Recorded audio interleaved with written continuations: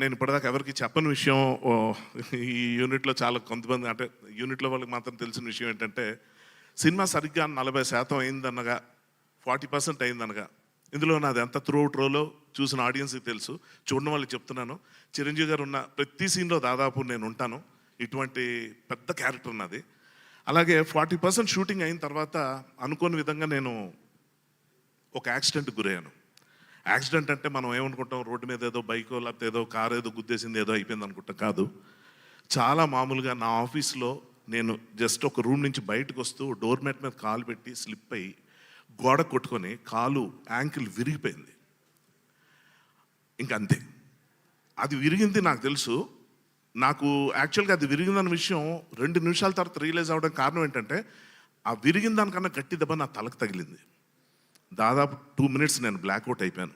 నాకు అసలు ఏం జరుగుతుందో అర్థం కాలే. స్పృహలోకి వచ్చిన తర్వాత తిరిగిపోయి విరిగిపోయిన కాలు, ఇంతకన్నా ఘోరంగా చెప్పకూడదు, చాలా ఘోరమైన యాక్సిడెంట్ అది. సర్జరీ అయింది. డాక్టర్ ఫస్ట్ చూసి 2 నెలల దాకా నువ్వు బెడ్ రిడన్, కదలడానికి వీల్లేదు అన్నారు. అంతే. అంటే పడక ఒక మంచి వేషం, అది మామూలు సినిమాలో కాదు, ఇంత పెద్ద సినిమాలో పడిన తర్వాత నాకేంటి ఇలా జరిగింది అనుకున్నా. ఒక నిమిషం అంతా శూన్యం అయిపోయింది, మన పని అయిపోయింది, ఇంకెవ్వరు మనల్ని కాపాడలేరు అనుకున్నా. ఎందుకంటే ఇప్పుడు నాతో కంటిన్యూ అయితే డీలేలు అవ్వటం, అక్కడున్న పెద్ద పెద్ద స్టార్స్, యాక్టర్స్ అందరూ విసుక్కునే పరిస్థితి వస్తుంది, అందరూ ఇబ్బంది పడే పరిస్థితి వస్తుంది, ఖర్చు పెరిగిపోవచ్చు, ఇలాంటివి చాలా ఉన్నాయి. అది కాకుండా ఇంకా ముఖ్యమైనది, అసలు మన డైరెక్టర్కి ఉన్న విపరీతమైన గుర్తింపు సంక్రాంతి డైరెక్టర్ అని.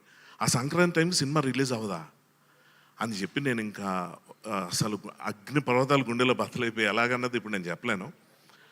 ఆ టైంలో నేను ఫోన్ చేశాను.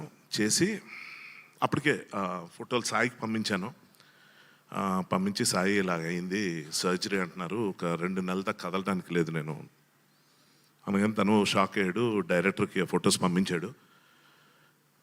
ఎంత ఘోరం అంటే, ఇంకా నేను ఫోన్ చేసి అనిల్తో చెప్పాలి, ఇంకా నేనే ఫోన్ చేశాను.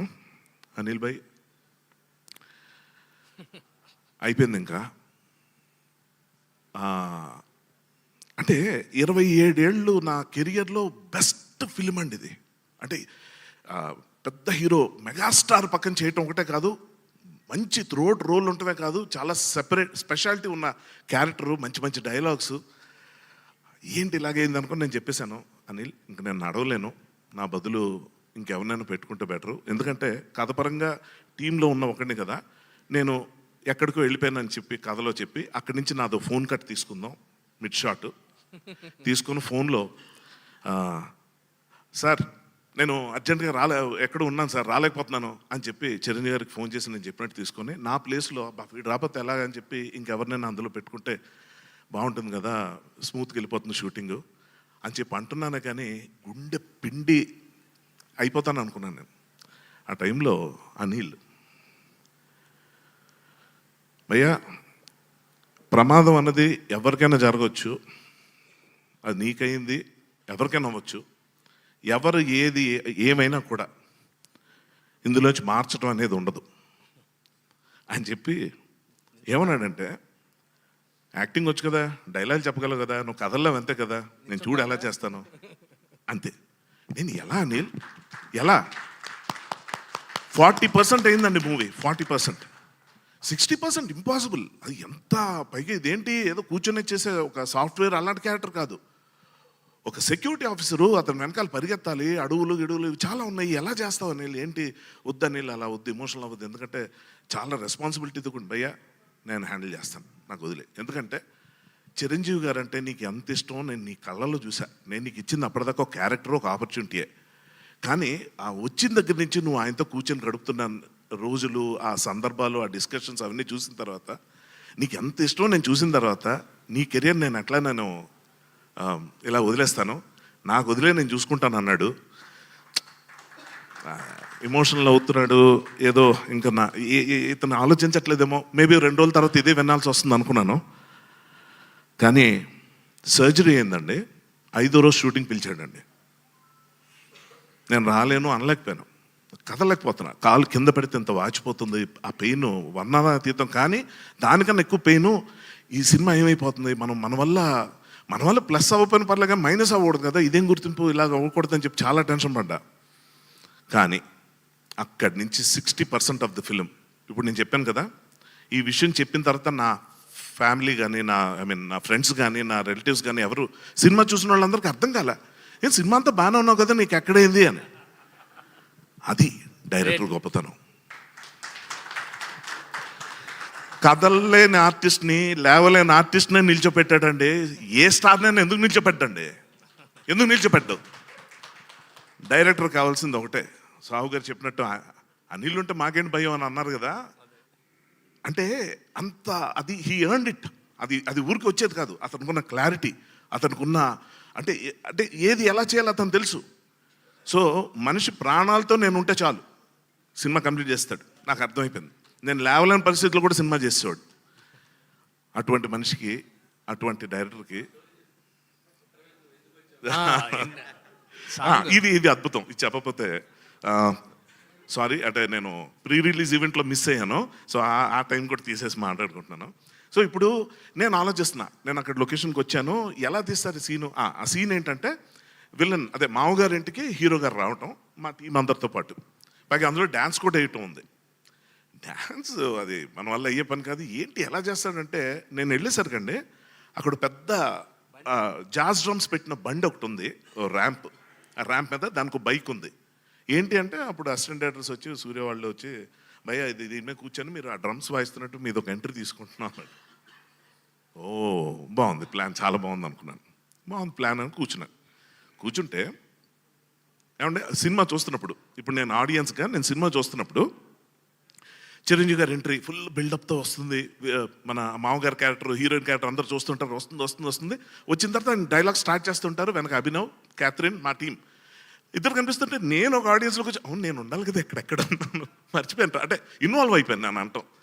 అటువంటి టైంలో ఆయన విజిల్ వేసిన తర్వాత సెపరేట్ ఎంట్రీ, అంటే ఖాళీ రిన్నుడికి కూడా ఇంత ఇంపార్టెన్స్ ఇచ్చి, వాడి వల్ల ఒక సెపరేట్ ఎంట్రన్స్ ఇచ్చి, ఒక డ్రమ్స్ కొడుతున్నట్టు ఇలా బిల్డప్తో వచ్చి అలా ఎంట్రీ ఇచ్చేసరికి అది హైలైట్ అయిపోయి, అబ్బా అనిల్ రావుపూడి ఎంత బాగా డిజైన్ చేస్తున్నాడంటే ఎలా, అది ఎక్కడి నుంచి వచ్చింది?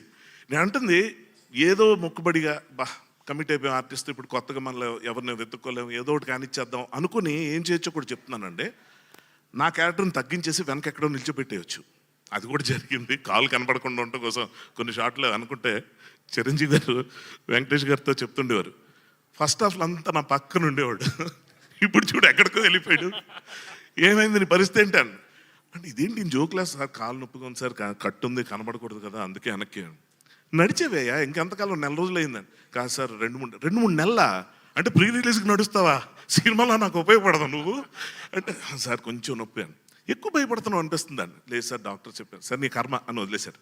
ఇది ఇలాగుండగా ఇటువంటి టైంలో అటువంటి ఎంట్రీ ఇచ్చి సార్ కూడా అన్నారు, చిరంజీవి గారు కూడా అన్నారు, హర్ష చూసావా డ్యాన్స్ చేసే ఛాన్స్ మిస్ అయిపోయావు నువ్వు, చక్కగా అభినవ్ చేస్తున్నాడు, క్యాథరిన్ చేస్తున్నావు, నువ్వు డ్యాన్స్ చేసి మిస్. ఏమండి ఇప్పుడు నా కాలు ఇరిగింది, నేను నడవలేకపోతున్నాను, ఇదంతా ఓకే, నా కాలు బాగుంటే మాత్రం మీ పక్కన డ్యాన్స్ వేస్తానా? వాళ్ళకంటే బుద్ధి లేదు వేశారు, నేను చాలా తెలివైనోడిని. ఎందుకంటే మీ పక్కన డ్యాన్స్ వేస్తే ఎవరో కదా నేనే చూసుకున్నాను, నేను పిచ్చది. ఊరుకోండి సార్ మీరు ఊరుకోండి. అసలు అంటే నిజంగా అండి, నా దురదృష్టాన్ని కూడా అదృష్టం కింద మార్చేసి ఇప్పుడు నేను అక్కడ డ్యాన్స్ వేస్తే అవసరం వీడికే డ్యాన్స్ అని జనం అనుకునేలా కాకుండా గమ్మత్తుగా అది తప్పిపోయేలా చేసి, ఆ విధంగా నాకు కలిసి వచ్చేలా చేసి, నిజంగా ఇవాళ ఈ సక్సెస్ ఇంత చూసిన తర్వాత, ఈ సినిమా మొదటి రోజు ఆడియన్స్ దగ్గర నుంచి రెస్పాన్స్ అది చూసిన తర్వాత ఎంత గుండె నిండిపోయిందంటే, చాలు కదా ఈ జీవితానికి, అంటే ఒక ఒక ఒక లైఫ్ టైం అచీవ్మెంట్ లాగా చిరంజీవి గారితో చేయటం, అంత పెద్ద రోలు, వెంకటేష్ గారు ఉన్నారు ఇక్కడ, చాలామంది మంచి కథ రైటర్సు, మంచి టెక్నీషియన్స్, మంచి సినిమా. ఇందులో నేను ఒక్కడనే ఏదైనా ఆడ్ మ్యాన్ అవుట్ లాగా ఉంటానా, ఏమైనా ఇబ్బంది పడిపోతానా అని చెప్పి ఆలోచిస్తే, చివరిగా చెప్తున్నానండి, ఒక యాక్టర్గా మీరు ఆలోచించండి నా పొజిషను. ఏదో డైలాగ్ చెప్పాం, ఏదో పక్కన ఉన్నాం, ఏదో అనేది కాదు. వెంకటేష్ గారిని, చిరంజీవి గారిని కూర్చోబెట్టి వాళ్ళు గొబ్బెమ్మలు రథం ముగ్గులని తిట్టుకుంటూ ఉంటే మధ్యలో వచ్చి వాళ్ళిద్దరిని చార్జ్ చేసే సీన్ పడ్డం అన్నది ఏదైతే ఉందో, ఈ కాలు వేసుకొని నాకు ఆ పరిస్థితి వస్తుందని నేను ఏ రోజు అనుకోలేదు. అద్భుతం, మా అద్భుతం. అందుకే ప్రత్యేకంగా ఈ అవకాశాన్ని నేను అతను కేవలం థ్యాంక్స్ చెప్పుకోవడానికి, అతన్ని విష్ చేయడానికి, అతన్ని బ్లెస్ చేయడానికి మనస్ఫూర్తిగా వాడుకుంటున్నాను. ఈ సందర్భంగా చివరాఖరిగా బ్రహ్మదేవుడు సృష్టించినట్టు మా బ్రహ్మయ్య గారు ఈ మనిషిని సృష్టించారు, అద్భుతాన్ని. సూపర్. ఈ అద్భుతం 10 కాలాల పాటు ఇంకా మల్టిపుల్ హ్యాట్రిక్స్ కొడుతూ ఉండాలని మనస్ఫూర్తి కోరుకుంటున్నాను. All the best Anil.